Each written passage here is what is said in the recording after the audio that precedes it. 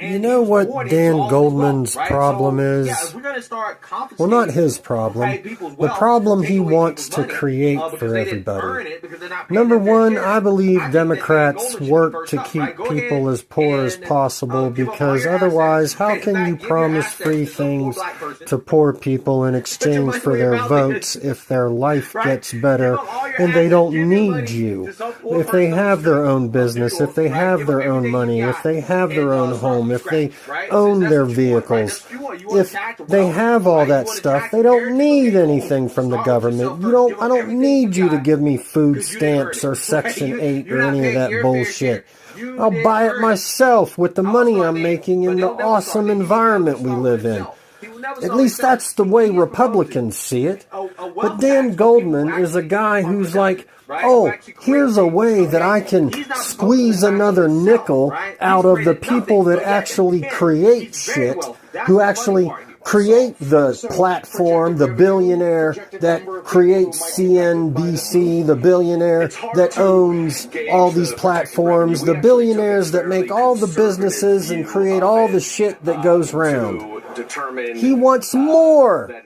The top 1% pay 46% of all income tax. The top 10% pay 76% of all income tax. The bottom 50% in this country pay 3% of all income tax. And this guy's like, this is what kills me.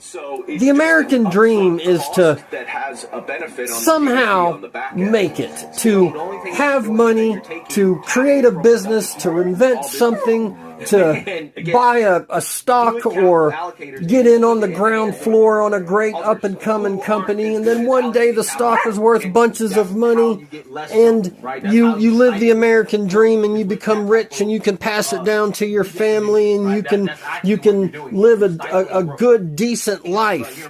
But politicians like this asshole, like imagine you're a dude that don't have no money. You look at the tax code and you go, okay, I'm going to work within the bounds of the tax code. I'm going to obey all these tax laws, and somehow, using their rules, you become wealthy.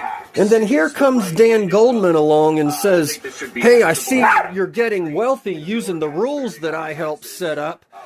I need to change it so I get more of your money, so I can give it to people who didn't work, give it to illegals who shouldn't be here, and just basically waste it on bullshit like this guy, like this asshole.